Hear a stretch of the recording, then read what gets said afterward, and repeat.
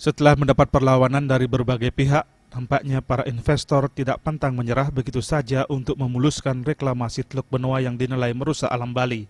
Bahkan kawasan ini rencananya akan dimasukkan menjadi kawasan yang tidak disucikan, sehingga para investor yang sudah menguasai pemerintahan leluasa meloloskan keinginannya untuk menguruk kawasan ini.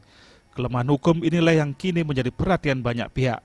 Menyikapi hal ini, pemerhati lingkungan Sugilandus memastikan kawasan tersebut masuk sebagai kawasan suci karena berdasarkan penelitian yang dilakukan bersama pakar palanologi dan tokoh masyarakat setempat dan berbagai kalangan, setidaknya dari kawasan desa Serangan hingga Benoa ada 25 pura dan 20 pelinggih yang diempon oleh warga sekitarnya.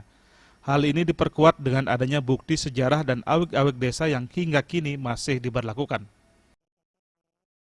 Sebenarnya ada beberapa titik-titik suci, beberapa kawasan, di kawasan ini sebenarnya sejarahnya seperti apa.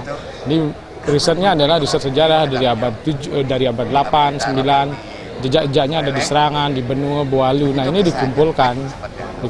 Jadi kami melihat ada sekitar 23 tambah 20 titik yang disakralkan. 23 itu sudah berbentuk linggih.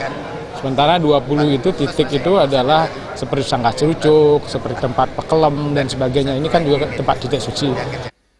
Masuknya kawasan ini sebagai kawasan suci diharapkan dapat menjadikan semua masyarakat Bali untuk menolak pihak manapun yang ingin merusak kawasan tersebut meski dengan alasan apapun dan merusak kawasan suci umat Hindu.